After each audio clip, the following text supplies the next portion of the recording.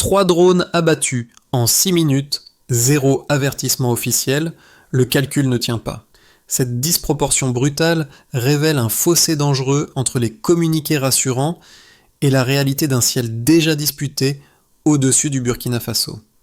Que signifie vraiment cet écart pour ceux qui vivent sous ce ciel quand Ibrahim Traoré semble être l'un des rares à prendre au sérieux ces chiffres contradictoires? Derrière ces 3 impacts et ces 6 minutes, quelque chose de plus vaste et de plus durable vient de se mettre en mouvement, loin des caméras.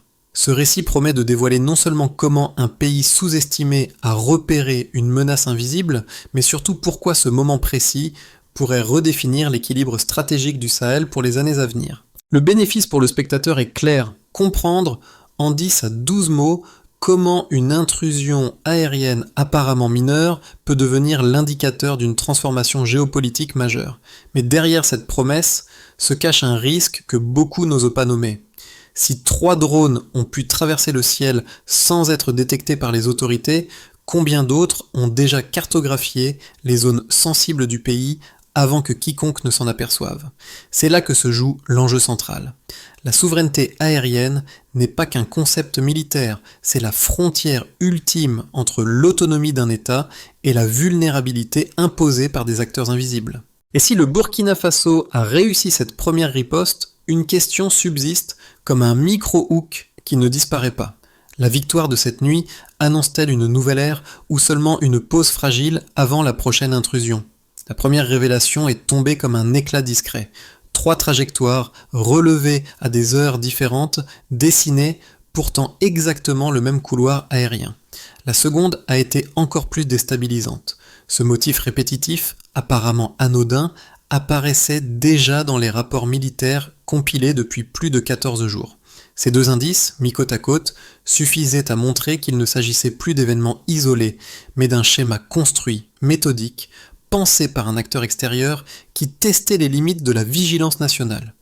C'est dans ce contexte que le silence des premières nuits a pris une autre dimension. Le bourdonnement initial, presque imperceptible, n'était pas un hasard météorologique ni un phénomène étrange lié au vent du Sahel. Il s'agissait d'un signal répété, calibré, qui revenait toujours aux mêmes heures, survolait les mêmes zones et disparaissait juste avant l'aube. Ceux qui écoutaient attentivement commençaient à comprendre que l'espace aérien du Burkina Faso n'était plus vide. Il était observé et peut-être déjà cartographié. Les premiers rapports, que la capitale avait traités avec indifférence, prenaient soudain un poids tout autre. Les avant-postes mentionnaient des lumières faibles, des ombres rapides, des anomalies brèves dans le ciel nocturne. Séparément, ces témoignages semblaient banals. Réunis, ils dessinaient une réalité inquiétante. Et c'est précisément dans cet entrelac de signaux faibles qu'Ibrahim Traoré aperçut une rupture, un moment où la logique géopolitique et la logique militaire convergeaient pour indiquer qu'un test de souveraineté était en cours. Alors que beaucoup continuaient à minimiser ces observations, un fil conducteur apparaissait. Les zones survolées n'étaient jamais neutres, ressources naturelles, corridors stratégiques, installations sensibles, tout semblait choisi avec une précision chirurgicale. Ce n'était donc plus une simple curiosité aérienne, mais une forme de pression silencieuse destinée à évaluer les réflexes de défense du pays. Ce mini-reveal n'était que le début, car derrière ces signaux rassemblés, une question s'imposait. Si ces trajectoires répétitives étaient la partie visible, combien d'autres manœuvres restaient encore invisibles aux yeux du public? Dans cette phase encore confuse, un personnage s'est imposé comme fil conducteur. Un officier chargé de compiler les rapports venus des avant-postes, un homme méthodique qui connaissait trop bien les frontières fragiles du pays pour ignorer des signaux même infimes. Chaque nuit, il parcourait les données recueillies, superposait les tracés, comparait les heures. Ce travail patient, invisible pour la plupart, a produit la première alerte solide. Les trajectoires observées ne correspondaient à aucun appareil civil enregistré dans les registres locaux. Le deuxième cas provenait d'un poste militaire isolé au nord, où une équipe avait repéré une lumière stable se déplaçant à une vitesse inhabituelle sans aucun bruit perceptible.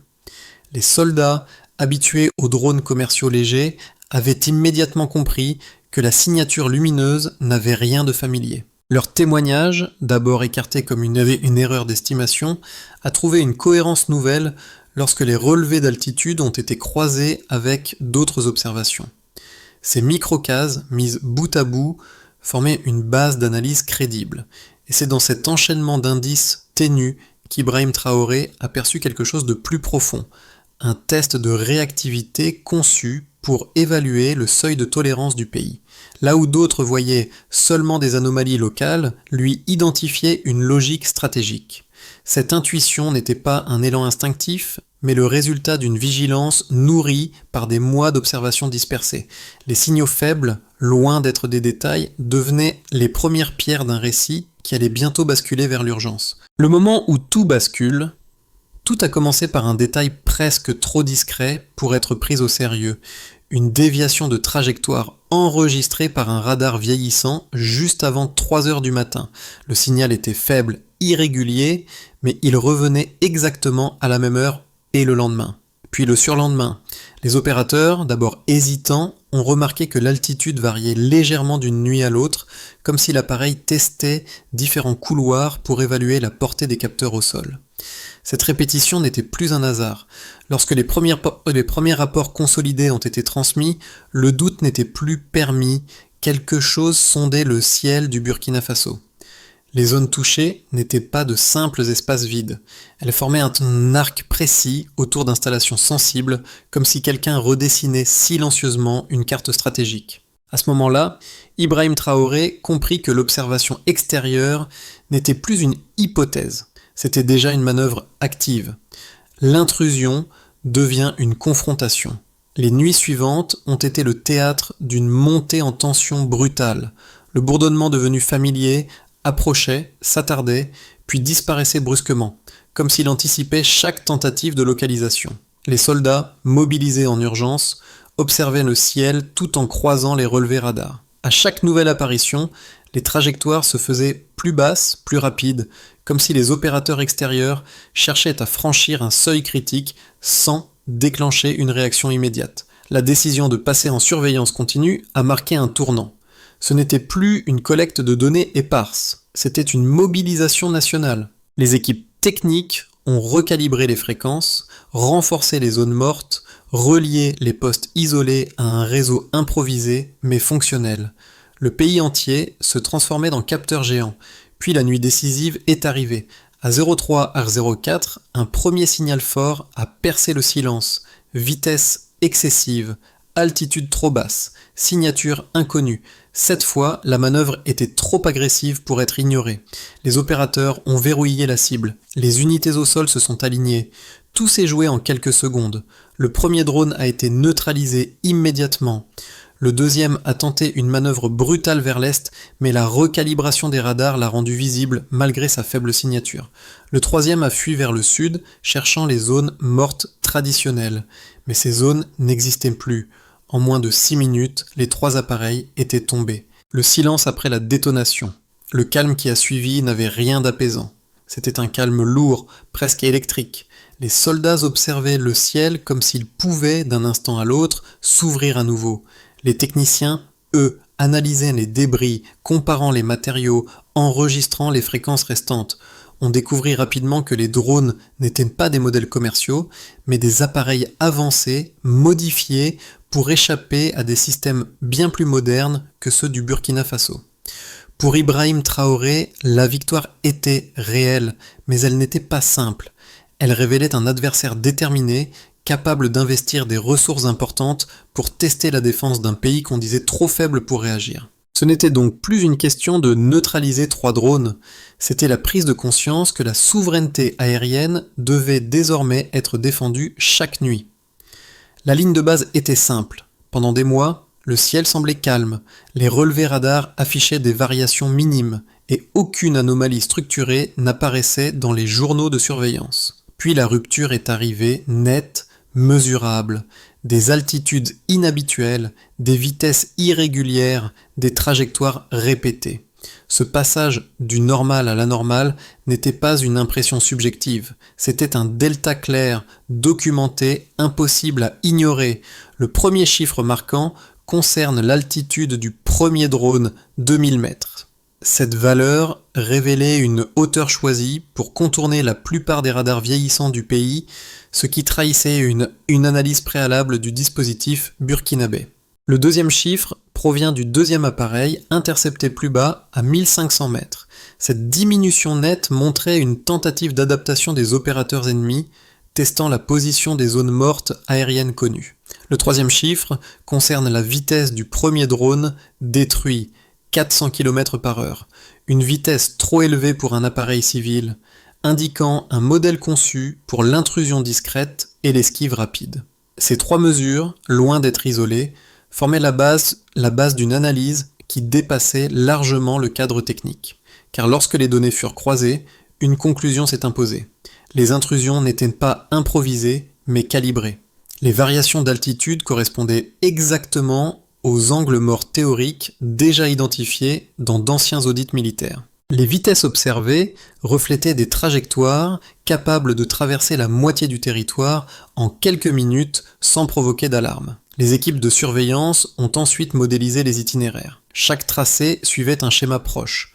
Entrée par le nord-ouest, courbe douce vers le centre, sortie par le sud. Cette répétitivité détectée sur plusieurs nuits démontrait une stratégie de reconnaissance ciblée. Aucun appareil ne s'était aventuré dans les zones dépeuplées. Au contraire, toutes les routes survolaient des régions sensibles, gisements miniers, corridors logistiques, installations militaires. Ibrahim Traoré, face au premier rapport consolidé, a souligné que ces données quantifiées n'étaient pas seulement des preuves techniques. Elles constituaient la matérialisation d'une pression extérieure qui testait la capacité du pays à répondre, à s'adapter, à tenir. Il n'en faisait pas une démonstration d'orgueil, mais une lecture froide. Si 3 drones avaient pu effectuer ces manœuvres, alors d'autres appareils, mieux équipés, auraient pu pénétrer plus profondément dans le territoire si aucune réaction n'avait été mise en place. Les ingénieurs ont alors recalibré les radars. Les fréquences les plus utilisées ont été doublées. Les points morts compensés par des postes mobiles et les unités au sol ont été intégrées dans un réseau de signalement hybride. Ce système, pourtant construit avec peu de moyens, a montré son efficacité lorsqu'il a permis la détection simultanée des 3 drones la nuit décisive. Les chiffres, pris un à un, semblaient modestes, mais ensemble, ils ont permis d'anticiper la confrontation. Les altitudes, les vitesses, les trajectoires, tout convergeait vers un même message. Le ciel burkinabé n'était plus une zone passive, mais un espace contesté. Et dans cette contestation, la précision des données devenait l'arme la plus stratégique du pays. 2 thèses s'opposent frontalement lorsqu'on analyse la portée réelle de la neutralisation des 3 drones. La première, défendue par plusieurs observateurs internationaux, soutient que la victoire du Burkina Faso n'est qu'un épisode exceptionnel, presque accidentel. Selon eux, des appareils plus sophistiqués, dotés de technologies furtives de dernière génération, auraient facilement contourné les radars burkinabés, même recalibrés. Ils affirment que les intrusions interceptées ne représentent pas l'étendue réelle des capacités étrangères et qu'un adversaire pleinement engagé pourrait franchir les défenses sans difficulté. Dans cette lecture, l'efficacité burkinabé était vue comme un succès ponctuel, non reproductible, dépendant d'une conjonction rare de circonstances favorables. Face à cette position, un second argument émerge, plus enraciné dans les faits observés. Les drones neutralisés n'étaient pas des appareils ordinaires et leur trajectoire, leur vitesse comme leur altitude démontraient une sophistication certaine. Les données collectées montrent clairement que leurs pilotes avaient étudié les zones mortes, testé plusieurs couloirs, tenté des variations d'altitude pour échapper à la détection. La réduction progressive de la hauteur de 2000 à 1500 mètres prouve une adaptation continue, ce qui indique que les opérateurs étaient compétents et déterminés. Si un système recalibré, assemblé avec des moyens limités, a pu suivre et abattre ces appareils en moins de 6 minutes, cela signifie que la défense n'a pas reposé sur la chance, mais sur une anticipation méthodique. Le Stillman consiste donc à reconnaître que la critique n'est pas infondée. Oui, une technologie plus avancée pourrait représenter un défi supérieur. Mais les données du terrain, elles, montrent autre chose. La capacité du Burkina Faso à s'adapter rapidement, à transformer un réseau obsolète en un dispositif cohérent, capable de répondre à une menace agile.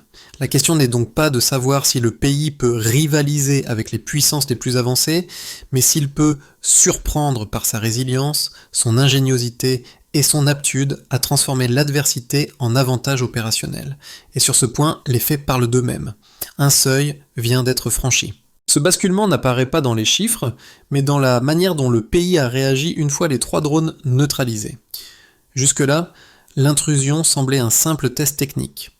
Après cette nuit, elle est devenue une démonstration d'équilibre stratégique. Les opérateurs ennemis pensaient sonder une défense lente, désorganisée, mais ils ont rencontré un réseau soudé, ajusté presque en temps réel, capable de compenser ses faiblesses structurelles par une coordination inhabituelle. C'est ici qu'émerge la révélation centrale. L'adversaire ne cherchait pas seulement à observer, mais à mesurer la vitesse de réaction nationale. La neutralisation en moins de 6 minutes a inversé la perception initiale. Ce n'était plus le Burkina Faso qui subissait le rythme imposé, mais le pays qui dictait soudain la cadence. Dans ce changement de dynamique, Ibrahim Traoré a joué un rôle discret mais crucial. Non pas en tant que figure héroïque, mais comme celui qui a compris que la souveraineté aérienne ne se gagne pas par l'accumulation de moyens, mais par la capacité à transformer chaque donnée en avantage tactique. Le midpoint révèle donc une vérité simple. La riposte a surpris plus que l'intrusion. Les conséquences de la neutralisation des 3 drones ne se sont pas limitées au champ militaire. Elles ont modifié la perception du pays, son fonctionnement interne et la manière dont les puissances extérieures évaluent désormais sa capacité de résistance. Pour comprendre l'ampleur de cette transformation, il faut analyser 4 groupes distincts. La nation, NN, les donneurs d'ordres extérieurs, DN, la population nationale, ND, et le KUVUK régional, KV. 1. NN, les institutions nationales. Pour les structures de commandement interne, la victoire a servi de preuve tangible que la coordination pouvait surpasser les lacunes technologiques. Les radars obsolètes, une fois recalibrés, ont permis de verrouiller 3 appareils en moins de 6 minutes, un exploit que peu juger possible quelques semaines auparavant. Cette réussite a généré une dynamique nouvelle au sein des organes de défense, convaincus que la souveraineté aérienne n'était plus une utopie, mais un chantier réaliste. Dans ce contexte, Ibrahim Traoré est devenu un point d'articulation stratégique, quelqu'un capable d'unir les éléments disparates d'un système sous-estimé. 2. DN, les puissances extérieures. Cette neutralisation a surpris les acteurs disposant de moyens plus avancés, habitués à opérer dans des environnements où la réaction locale reste faible ou tardive. Le fait que des drones rapides, l'un volant à environ 400 km/h, aient été détruits sans perte de contrôle a remis en question l'hypothèse selon laquelle le Burkina Faso serait un terrain d'observation sans résistance. Certains analystes étrangers ont jugé cet événement comme une exception, mais d'autres y ont vu un signal. Tester le pays, à nouveau, pourrait exiger des ressources plus importantes, donc plus de risques politiques. Même si aucune réaction officielle n'a été documentée, le message était clair.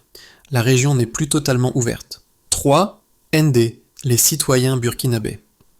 Pour la population, cet épisode a eu un impact psychologique profond. Les habitants, longtemps habitués à une vulnérabilité perçue, ont découvert un système national capable d'agir vite et efficacement. Cette prise de conscience a renforcé le sentiment de dignité et brisé l'idée que le pays resterait indéfiniment sous une surveillance invisible. Les soldats, techniciens et civils ayant contribué à la surveillance ont trouvé dans cette victoire une validation de leurs efforts. L'ombre des drones s'est transformée en une affirmation. Le pays peut tenir. 4. KEV, le Sahel et les voisins régionaux. Dans un Sahel souvent traversé par des ingérences extérieures, cette riposte a fait office de précédent. Les pays voisins ont vu qu'un État disposant de faibles moyens matériels pouvait néanmoins déjouer des appareils sophistiqués, pourvu que l'organisation soit cohérente. Les implications régionales sont majeures.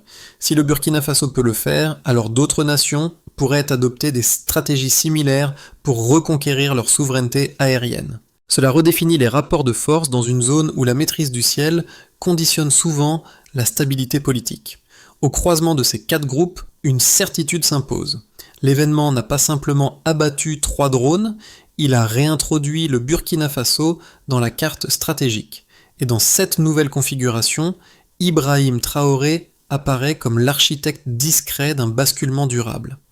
Les prochains mois formeront une période décisive pour comprendre si la neutralisation des 3 drones marque un tournant durable ou une simple parenthèse. Les données recueillies, vitesse élevée, altitude variable, trajectoire répétée, montrent que l'intrusion n'était pas un accident. Elle forme la base de 3 scénarios plausibles pour les 6 à 12 mois à venir. Scénario base. Consolidation silencieuse. Dans cette trajectoire intermédiaire, le Burkina Faso poursuit l'effort engagé après l'attaque. Les radars recalibrés restent opérationnels, les équipes techniques renforcent progressivement les réseaux de surveillance et les postes avancés améliorent leur coordination. Ce scénario suppose que les acteurs extérieurs, surpris par la rapidité de la riposte, adoptent une pause tactique. L'objectif serait d'observer sans provoquer, en laissant le pays croire que la pression a diminué. Le ciel resterait surveillé, mais sans nouvelle confrontation directe. Ce scénario consolide les acquis sans escalade. 2. Scénario optimiste, monter en autonomie. Ici, la victoire devient un accélérateur. Le pays investit dans une organisation encore plus cohérente, fondée sur les technologies existantes et la capacité d'adaptation déjà démontrée. Les équipes militaires et techniques exploitent pleinement les enseignements tirés des altitudes de 2000, 1500 et 1800 mètres repérées dans les nuits précédentes. Les zones mortes sont réduites, les transmissions sécurisées et les civils impliqués dans la veille nocturne jouent un rôle accru. Dans cette version, la neutralisation des drones devient un symbole continental. Une preuve qu'un État peut compenser ses limites matérielles par une coordination rigoureuse. Ce scénario ouvre la possibilité d'une meilleure coopération régionale dans le Sahel, inspirée par cette démonstration de résilience. 3. Scénario worst, pression extérieure renouvelée. Le scénario sombre envisage une réponse plus subtile mais plus intense de la part des acteurs qui ont perdu 3 appareils en 6 minutes. Plutôt que de risquer une nouvelle confrontation directe, il pourrait choisir des moyens moins visibles. Pression diplomatique, opérations indirectes, cartographies alternatives réalisées par satellite ou réseau clandestin. La menace deviendrait moins bruyante mais plus insidieuse. Dans ce cas, le Burkina Faso devrait défendre sa souveraineté sans disposer de signaux aussi clairs que les bourdonnements précédents. Ce serait un test de vigilance plus exigeant où l'absence d'alerte deviendrait elle-même un risque. Au cœur de ces 3 scénarios, une constante demeure. L'intrusion n'a jamais été un événement isolé. Elle marque le début d'un cycle où chaque choix national pourra renforcer ou fragiliser la souveraineté aérienne récemment affirmée. L'impact de la neutralisation des 3 drones dépasse largement les analyses géopolitiques. Pour beaucoup d'habitants, cet épisode a réactivé une question profonde. Que signifie vivre dans un pays longtemps perçu comme observé, parfois ignoré, mais rarement respecté dans son autonomie ? Les citoyens ont vu un ciel qui leur échappait depuis des années redevenir un espace à défendre, et cette transformation n'est pas qu'un débat d'experts. Elle concerne celles et ceux qui construisent leur vie sous ce même ciel. Pour le groupe A, ceux qui ressentent directement l'insécurité, la riposte a été un rappel que la vulnérabilité n'est pas une fatalité. Le simple fait que des radars obsolètes, recalibrés avec des moyens limités, aient pu détecter et neutraliser 3 appareils rapides en quelques minutes, a offert une forme de réassurance. Ce n'est pas une garantie absolue, mais un signe que les efforts collectifs peuvent porter plus loin qu'on ne l'imaginait. Pour le groupe B, les plus sceptiques, cet événement soulève une question plus intime. Jusqu'où peut-on compter sur un système qui n'a pendant des semaines rien vu venir ? Ici, la neutralisation des drones agit comme un tournant psychologique. Elle montre que même un dispositif imparfait peut devenir efficace lorsqu'il est réorganisé, surveillé avec attention et soutenu par ceux qui travaillent au plus près du terrain. Pour le groupe C, ceux qui cherchent avant tout de la clarté, cette victoire sert d'invitation à comprendre comment une nation peut évoluer malgré des ressources modestes. Il ne s'agit pas d'adopter un optimisme naïf, mais de reconnaître que le pays a transformé une crise silencieuse en moment d'apprentissage. 2 idées simples émergent alors comme gouailles. Rester attentif aux signaux faibles qui nous entourent et ne jamais sous-estimer la valeur d'une coordination honnête, même quand les moyens semblent insuffisants. Pour transformer une victoire ponctuelle en stratégie durable, un chemin structuré s'impose. Les données issues des nuits précédant la neutralisation, altitude variée, vitesses élevées, trajectoires répétées, montrent qu'un adversaire méthodique testait la réactivité du pays. À partir de ces éléments, une feuille de route peut être tracée en s'appuyant uniquement sur ce que l'expérience a déjà permis de démontrer. Étape 1. Stabiliser le réseau de surveillance existant. Les radars recalibrés ont prouvé leur utilité. Il faut donc pérenniser ces ajustements, renforcer les points de coordination et maintenir la vigilance continue instaurée juste avant l'attaque. Ce n'est pas l'ajout de technologies nouvelles qui importe ici, mais la solidité d'un système déjà efficace. Étape 2. Former davantage les équipes techniques et militaires. Les opérateurs ont su reconnaître les altitudes de 2000 et 1500 mètres, interpréter les vitesses anormales et suivre des trajectoires complexes. Cette compétence doit devenir une norme nationale. Plus les équipes seront capables d'analyser les signaux faibles, mieux elles anticiperont les variations futures. Étape 3. Renforcer la coordination civile-militaire. Les témoignages des avant-postes, les observations nocturnes, les analyses croisées. Tout cela montre qu'un pays réagit mieux lorsque les informations circulent. Le modèle improvisé avant l'attaque doit être formalisé pour éviter les pertes de temps critiques. Étape 4. Déployer des postes mobiles pour réduire les zones mortes. Les appareils intrus ont systématiquement exploité les faiblesses du dispositif. Réduire ces zones, même partiellement, serait un multiplicateur d'efficacité. Étape 5. Intégrer ces avancées dans une vision stratégique portée par Ibrahim Traoré. Pas comme un héros, mais comme celui qui a compris que la souveraineté aérienne repose d'abord sur la cohérence des moyens disponibles. Sa ligne directrice, observation, patience, adaptation, forment déjà le socle d'une défense durable. Au moment où la tension retombe, une image revient, celle du premier officier, qui dans le silence des nuits successives superposait patiemment les trajectoires et repérait des détails que personne ne voulait encore relier. Ce motif discret, apparu dès les premiers signaux faibles, devient ici un fil rouge. La vigilance silencieuse précède toujours la souveraineté affirmée. Et c'est précisément ce que rappelle Ibrahim Traoré, non par des discours, mais par la manière dont il a compris que ces traces minimes formaient déjà la carte d'une intrusion plus vaste. Le pays n'a pas gagné, grâce à une technologie supérieure, mais grâce à cette attention tenace qui transforme un murmure en alerte, une déviation en preuve, un schéma en réponse. Ce sont ces gestes presque invisibles, l'écoute, la compilation, la comparaison, qui ont permis d'anticiper la confrontation avant même que les drones ne franchissent le seuil critique. Dans ce retour au motif initial, une certitude s'impose. La souveraineté n'est jamais un éclat soudain, mais une somme de petites veilles obstinées. Phrase digne, mal 12 mots. La vigilance silencieuse construit les victoires que personne n'attendait. La neutralisation des 3 drones a laissé une empreinte durable, bien au-delà de l'opération militaire elle-même. Elle a rappelé qu'un pays, même doté de moyens modestes, peut reprendre le contrôle de son ciel lorsqu'il décide de regarder attentivement ce qui, autrefois, passait inaperçu. Cette transformation, née d'une série d'observations silencieuses et d'une coordination patiente, ouvre une voie nouvelle, celle d'une vigilance collective capable de redonner du poids à la souveraineté. Dans cette perspective, chacun peut jouer un rôle modeste mais réel. Comprendre l'importance des signaux faibles, rester attentif aux anomalies, valoriser les efforts discrets. Voilà des gestes simples qui, mis bout à bout, bâtissent en la stabilité d'un pays. Et au-delà du Burkina Faso, cette logique inspire toute personne confrontée à un défi plus vaste qu'elle. Si ce récit a éclairé la manière dont une nation peut transformer une intrusion furtive en affirmation de dignité, il invite aussi à prolonger la réflexion.